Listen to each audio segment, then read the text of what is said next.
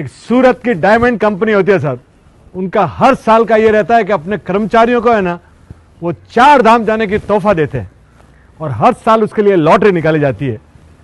पहले साल जब लॉटरी निकलती है तो एक शैलेश करके आदमी होता है, पर है वो पूरा शराबी।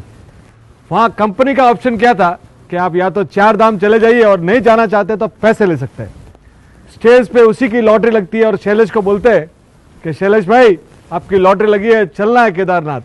उन्होंने बोला भैया अपना ऑप्शन है, पैसा दे दीजिए, मुझे कुछ नहीं जाना है। अब कंपनी का ऑप्शन था तो कंपनी ने दे दिया पैसा। सेकेंड ईयर वो की वही पोजीशन, लॉटरी लगती है। हजारों कर्मचारियों में सेकेंड टाइम भी कर्मचारी शैलेश का ही नंबर लगता है और वो शैलेश को बोलते हैं हरीश भाई पटेल की इस बार तो चले जाओ। बोले मुझे कुछ नहीं जाना है, आपकी कंपनी की जो पॉलिसी है मुझे पैसे दे दीजिए, मुझे 4 धाम नहीं जाना है। अब वो तीसरी बार, अगले साल लोग पूरे कर्मचारी इंतजार कर रहे हैं कि भाई किसकी लॉटरी खुले। हजारों कर्मचारी बैठे और तीसरी बार भी लॉटरी खुलती है शैलेश की। दुनिया ताज्जुब कर जाती है। तब हरीश भाई बोलते हैं कि लगता है कि महादेव तुझे बुलाना चाहते हैं, तू पैसे भी ले ले और 4 धाम की यात्रा का टिकट भी ले ले, पर अभी तू चल। अब वो घर जाता है, दोस्तों से मिलता है और 4 धाम की तैयारी कर लेता है। गंगोत्री जाता है, यमुनोत्री जाता है, बद्रीनाथ जाता है और पहुंचता है केदारनाथ। महादेव के दर्शन करने के बाद 1-2 दिन वहां रुकता है और आनंद लेता है और फिर उसका मन होता है कि 1-2 दिन में और रुक जाऊं। इतने में उसकी तबीयत बिगड़ जाती है और वहीं उसकी मृत्यु हो जाती है।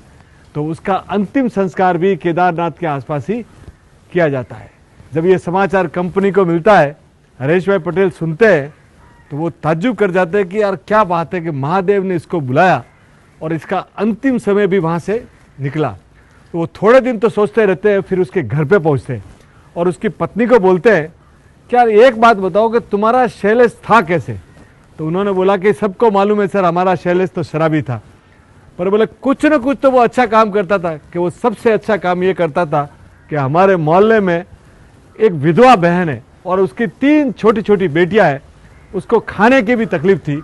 तो शैलेश क्या करता था, जाता था और बोलता था बहन कुछ पैसे तू ले ले और तेरा गुजारा कर ले।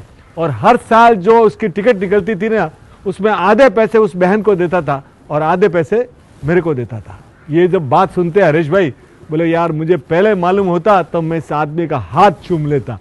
और वो वहां से बोलते वो बहन कहाँ रहती है, उस बहन के घर पे पहुंचते और बहन को बोलते कि बहन वो शैलेश तो चला गया, कि साहब आपके लिए तो वो शराबी था पर मेरे लिए वो फरिश्ता था।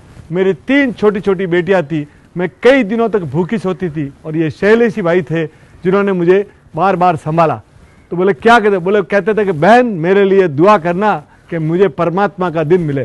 तो मैं उसके लिए एक ही भगवान से दुआ करता थी कि भगवान इसको जब भी मिले तो स्वर्ग मिले। तो साहब उसका अंतिम समय भी केदारनाथ में गया। तो आप दुनिया में नेकियां करते रहिए, एक भी नेकी आपने जबरदस्त कर दी ना तो वो आपके सब बुराइयों को सब पार लगा देगी और इस भवसार को पार कर देगी। तो अपने आप को सर नेकियां करते रहिए। Thank you sir.